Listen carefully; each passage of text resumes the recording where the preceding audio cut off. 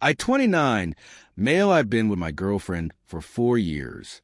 We live together in a nice apartment in Chicago. I work in logistics, pulling long hours to pay the bills, especially since she quit her marketing job about a year ago to pursue her art. I was supportive. I wanted her to be happy. I covered the rent, the utilities, the groceries, and the dog food. I thought we were partners building a life together. But about 3 months ago, things got weird.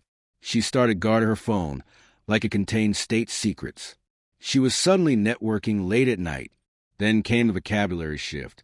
She started lecturing me on codependency, toxic monogamy, and how expecting one person to meet all your needs is capitalist programming. I brushed it off as some TikTok trend she was into, until the day I came home early with a migraine and found her iPad unlocked on the couch. I know, snooping is bad, but my gut was screaming at me. I opened her messages, and there it was, a full-blown relationship with a guy named A. 6 months of I love you, spicy photos, and plans to travel. My hands were shaking so bad, I had to put the tablet down on the coffee table. When she walked in 2 hours later, looking flushed and happy, I didn't scream. I just pointed at the iPad. I expected her to cry. I expected an apology. Instead, she rolled her eyes and sighed like I was the one being unreasonable.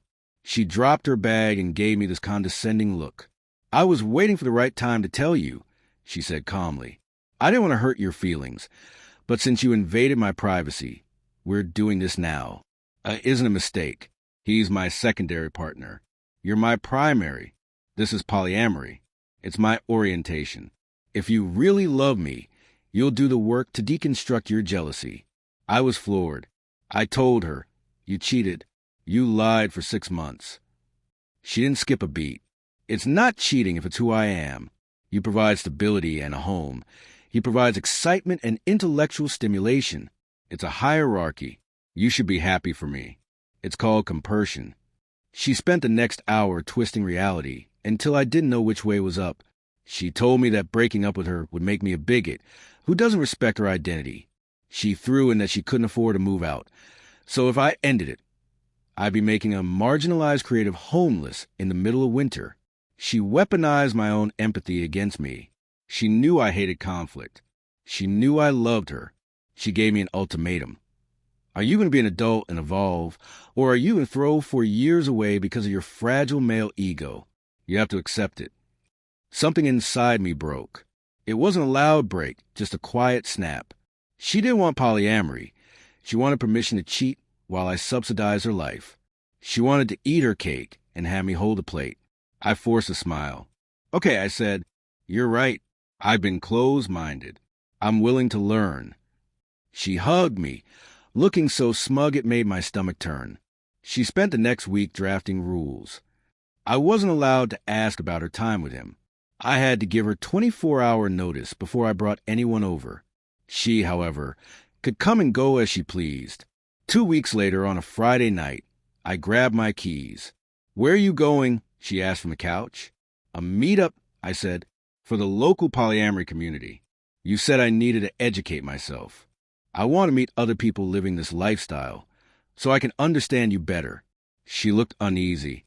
You don't need to do that. I can teach you everything. I want to surprise you with my growth, I said and walked out. I drove to the venue, a quiet lounge on the north side. I wasn't looking for a date. I was looking for clarity. I sat at the bar, nursing a bourbon, and struck up a conversation with a woman sitting next to me. Let's call her Sarah. She was sharp, dressed like a corporate lawyer, and looked as exhausted as I felt. We started talking. After a few drinks, I spilled the beans. I told her about the ultimatum, the rules, and a guy named A. I showed her the picture I'd taken from the iPad. When I mentioned A's real name, let's call him David, Sarah went dead silent. She stared at the photo on my phone for a long time. Then she looked at me with eyes that could cut glass. That's my husband, she whispered. The air left the room. We compared notes immediately. Sarah was the breadwinner in her marriage, a high-powered attorney. David had been working late on a merger for 6 months. My girlfriend's creative workshops lined up perfectly with David's client dinners. But here was the kicker. David hadn't told Sarah they were open. He was just cheating. My girlfriend knew he was married. I saw the text where they mocked his boring corporate wife, but she didn't care. She was helping him blow up his marriage while demanding I open ours. So, Sarah said, her voice trembling with rage, your girlfriend thinks she's a revolutionary ethical non-monogamist, and my husband thinks he's a genius. She told me I had to accept it. I said, she actually encouraged me to explore my options because she was so sure I wouldn't find anyone. Sarah looked at me, and a dark, brilliant idea formed in her eyes. She wants you to practice polyamory? She demanded you accept her partner's role in her life. Yes. Well then, Sarah said, signaling for the check, it would be incredibly rude of you not to introduce your new partner to your metamor. I want to be the perfect sister wife. We weren't doing this for romance. We were doing it for war. We drove back to my place in her car. We established the backstory. We met at the mixer. The connection was instant cosmic abundance mindset, all the buzzwords my girlfriend loved to use. When we walked into my apartment, my girlfriend was on the sofa watching reality TV, wearing one of my hoodies. She looked up, expecting to see me alone and defeated. Instead, she saw me holding hands with a stunning woman in a tailored blazer and Louboutins. My girlfriend sat up, confused. Who is this? I took your advice. I beamed, squeezing Sarah's hand. I put myself out there. You were right, babe. The connection can happen so fast. This is Sarah. We just clicked. Sarah stepped forward, her smile razor sharp. It's so nice to meet you. He talks about you constantly. I admire how open you are. It's so brave. My girlfriend scrambled to stand up. She was caught off guard. This wasn't in the script. I was supposed to be the sad, pining boyfriend, not the guy bringing home a literal model-tier lawyer. Hi. My girlfriend stammered. I didn't think you were bringing anyone home. The rules said 24-hour notice. And you said we need to be fluid and seize the moment, I countered. Besides, Sarah's going to be spending a lot of time here. I wanted you two to bond. My girlfriend's eyes narrowed. She sensed the threat immediately. Can I talk to you in the kitchen? Alone. I shrugged at Sarah. Babe, give me a second. In the kitchen, my girlfriend dropped the act. What the hell are you doing? You can't just bring strangers into our safe space. You brought into our relationship without asking. I whispered back. I'm just matching your energy. Why are you being toxic? It's different, she hissed. I vetted I don't know this woman. She looks judgmental. I don't like her vibe. You need to tell her to. Leave. I can't do that, I said calmly. I really like her. In fact, I think I'm falling for her. I have Sarah. This is equality. I have veto power, she practically shrieked. That's how this works. If I'm uncomfortable, you stop. You never gave me veto power over, I reminded her. You said vetoes are a tool of control used by insecure men. Are you being insecure? She looked like she was going to explode. She stomped past me back into the living room, ready to assert her dominance. She crossed her arms and glared at Sarah. Look, I don't know what he told you, but this is my apartment, my girlfriend lied. And I'm not comfortable with you being here. So you need to go. Sarah didn't flinch. She took a sip of the water I poured her. Actually, he told me this is his apartment. His name is on the lease. You're just an occupant. And since he invited me, I'm his guest. I pay rent, my girlfriend yelled. She hadn't paid a dime in 4 months. Do you? Sarah asked, raising an eyebrow. Because looking around, this place is decorated with a lot of expensive things that I doubt a freelance artist pays for. But that's beside the point. We need to talk about the important things. We need to talk about our shared partner. My girlfriend looked confused. We don't share a partner. He's mine. No, Sarah said, dropping the smile. I'm not talking about him. She pointed at me. I'm talking about... My girlfriend's face went pale. How do you know that name? Sarah pulled out her phone and unlocked it. She swiped to her wallpaper. A wedding photo of her and David. Because it is my husband, Sarah said, her voice dropping to a terrifying whisper. And I think it's time we discuss his hierarchy. The color drained from my girlfriend's face so fast, I thought she was going to faint. She looked from the phone to Sarah, then to me, her brain struggling to compute the nightmare unfolding in front of her. You set me up, she whispered, her voice trembling. This is entrapment. You stalked me. I went to a meetup, I said, leaning against the doorframe. You told me to go. Fate just happened to be funny. It's not funny, she screamed, the spiritual, enlightened persona vanishing instantly. Get her out of here. Now, or I'm calling the police. On what grounds? Sarah asked calmly. I'm an invited guest. And my husband, well, he's been spending a lot of marital assets on you, hasn't he? Dinners, hotels. Technically, half of that money is mine. So really, I paid for part of your lifestyle. My girlfriend turned on me, her eyes wild. You planned this. You sick, manipulative psycho. You can't do this to me. I have anxiety. You're triggering my trauma. You triggered this when you cheated on me and called it enlightenment, I said. And you triggered her when you helped wreck her marriage. She grabbed a heavy ceramic vase from the side table, one my mother had given me, and hurled it at the wall near my head. It shattered loudly, shards flying everywhere. Get out, she shrieked. Both of you. I want this apartment. I have tenant rights. You can't kick me out. I looked it up. If you try to make me leave, I'll tell everyone you hit me. I'll ruin your career. There it was. The dirty trick.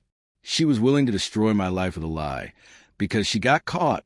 Sarah didn't even blink. She just tapped her phone screen. I hope you know I've been recording since I walked in. This is a one-party consent state for audio. But regardless, you just committed domestic violence and property damage in front of a witness. A judge will find this video very illuminating. My girlfriend froze. You just threatened to file a false police report, Sarah continued, her lawyer voice cutting through the air like a scalpel. That is a crime.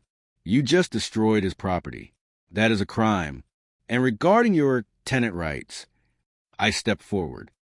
I am serving you a 30-day notice to quit right now, I said, but since you just threatened violence and destroyed property, I can actually file for an emergency restraining order. If I do that, the police remove you tonight. So you have a choice. She was panting, looking for an escape. What choice? You pack your essentials and you leave tonight voluntarily, I said. You can come back for your furniture when you have a truck with a police escort. If you do that, I won't file the restraining order. I won't press charges with the vase. But you leave. Now. Where am I supposed to go? She cried, playing the victim again. I have no money. Oh, will help me. He loves me. He'll sue you both. Sarah laughed. It was a dark, dry sound. Oh, honey, you think he loves you? He's a junior VP who is terrified of losing his seat on the board. And guess whose father is the chairman of that board? Sarah pointed to herself. My father, Sarah said. My husband isn't going to help you. He's going to be very busy begging me not to destroy his life. I'm calling him right now. Sarah put the phone on speaker and dialed. It rang twice. Hey, baby, I'm just leaving the office. David's voice came through, smooth and lying. Cut the crap, David, Sarah said. I'm sitting in my name, living room. I'm looking at girlfriend's name. She seems to think you're going to bankroll her legal defense and let her move in with us. Care to clarify? Silence. Dead silence on the line. David, my girlfriend whimpered. David, tell them. Tell them we're in love. David stammered. I don't. Honey, listen to me. She means nothing.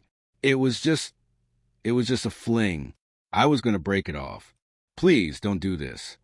My girlfriend's face crumpled. It was a look of someone whose entire reality had just been deleted. He's lying, she screamed at the phone. We plan a trip to Bali. I'm not going anywhere with you. David yelled through the phone, panic setting in. Sarah, I'm coming home. I'm blocking her. I swear. Sarah hung up. She looked at my girlfriend. You have 1 hour to pack your bags before I advise my new boyfriend here to call the cops regarding the threat you made. My girlfriend looked at me, tears streaming down her face, not tears of remorse, but defeat. How could you do this to me? I thought you loved me. I did, I said, but I'm polyamorous now, and I love myself more. The next hour was a blur of chaotic packing. She shoved clothes into garbage bags, sobbing loudly, trying to guilt me with every zipper she closed. She tried to take the dog. I stood in front of the door. The dog is registered in my name, I said. I pay the vet bills. You leave the dog.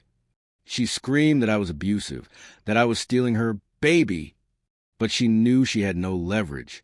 Sarah sat on the couch, calmly sipping her water, watching the process like a court-appointed monitor. When my ex finally dragged her bags to the door, she turned for one last dramatic exit speech. You'll regret this, she spat. You'll realize how boring your life is without my spark. You're throwing away a goddess. I'll take my chances, I said, and closed the door. I locked it. I engaged the deadbolt. The sound of that lock sliding into place was the most satisfying sound I've ever heard. I turned to Sarah. We didn't hug. We didn't high-five. We just let out a long, collective breath. You okay? She asked. No, I admitted, but I will be. You? David is probably vomiting in the driveway right now. She said, I have to go deal with that. Are you going to divorce him? Oh, absolutely, she said, picking up her purse. But first, I'm going to make him pay for my new condo. And since his prenup has a very specific infidelity clause, I'm going to take him to the cleaners. Thanks for the evidence, by the way. That iPad was a gold mine. She walked to the door. You're a good guy. Don't let her ruin that. But maybe vet the next one a little better. Same to you, I said. It's been 2 months since that night. My ex tried to spin the narrative on social media. She wrote long, rambling posts about how she was discarded by a toxic monogamist and how her metamor sabotaged her relationship with her anchor. It backfired hard. Sarah, true to her word, had scorched the earth. It turns out David had been spending company money on my ex. When Sarah's father found out, David wasn't just fired. He was sued for embezzlement. My ex was named in the investigation because she received gifts purchased with stolen funds. She had to move back in with her parents in Ohio, conservative, religious parents who I'm sure loved hearing about her ethical non-monogamy. I sent her a bill for her half of the utilities for the last month she lived here. She didn't pay it, but the pettiness felt good. The legal eviction process for her remaining furniture was tedious, but I followed every letter of the law. I put her stuff in a storage unit, paid for 1 month, and mailed her the key. I haven't heard from her since. As for me, I'm still in the apartment. The silence is different now. It's not lonely. It's peaceful. I realize I've been walking on eggshells for years, trying to accommodate her creative process and her changing whims. I didn't actually become polyamorous. I learned that labels don't matter if the person using them lacks integrity. She used a community meant for love and communication as a shield for her selfishness. She wanted to have everything without paying the price for anything. But in the end, she paid the full price. I'm dating again, slowly. And the first question I ask isn't about their job or their hobbies. It's about their definition of honesty.